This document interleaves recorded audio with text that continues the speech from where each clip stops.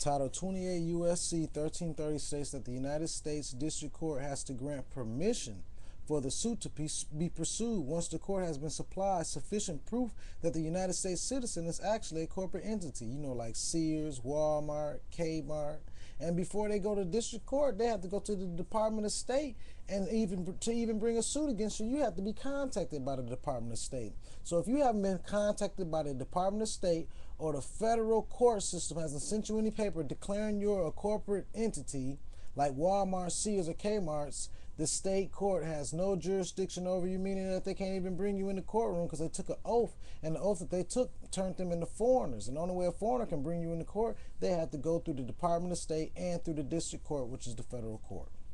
Title 28 U.S.C. 1608, I have absolute immunity as a corporation.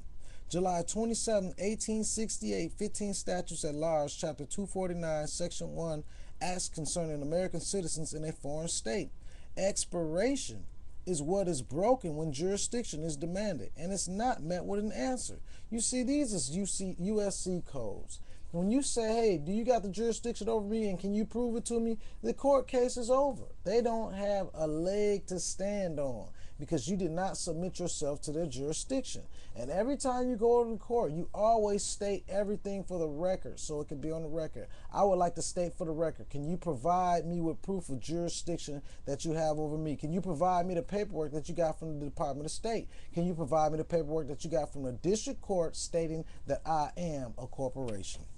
Under Federal Rules of Civil Procedure 12b-6, the prosecution has failed to provide adequate proof that the parties involved in this situation are actually corporate entities. I have proven ample proof that the prosecution and other agents are actually corporations.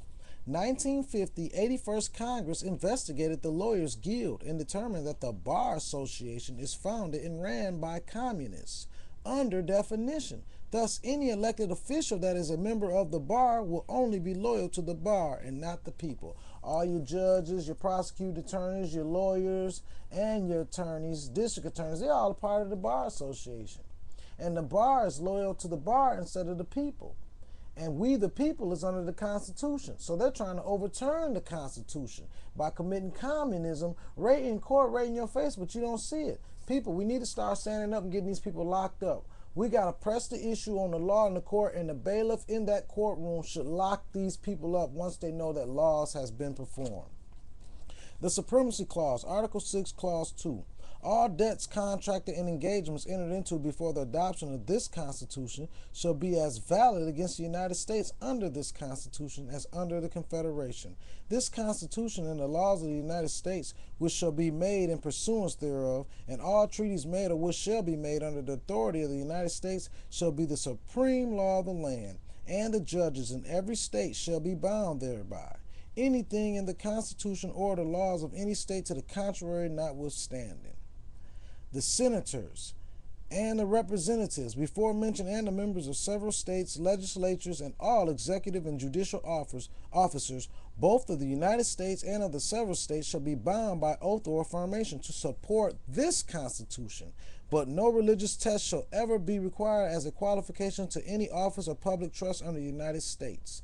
And the Constitution that they're supposed to be supporting is actually the Constitution of the Republic of 1787. That's what they're supposed to be supporting, but they're not, because they're finding ways out of it. Like when they get you in the court and have you sign a waiver form, you waive your rights to go under the Constitution, and then you decide to go under the statutes, ordinances, and codes, which is man-made, which it has 60 million. How can you escape 60 million statutes, ordinances, and codes when the Constitution only has 28 amendments? I think I do a lot better under the 28 than 60 million. Okay, back to the law. Civil means contract in Latin. The Uniform Commercial Code encompasses contract law, and it's an international treaty, and the treaty has not been broken. The U.S. Constitution encompasses the UCC.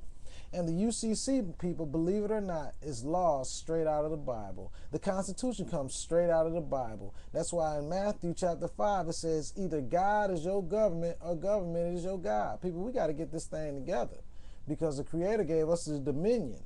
In Genesis chapter 1, verse 26 through 28, we have the dominion. Dominion means the right to rule, the power to rule, as king, self-governed, We better get it together, man, because we're falling apart. We need to stand up and get our rights back.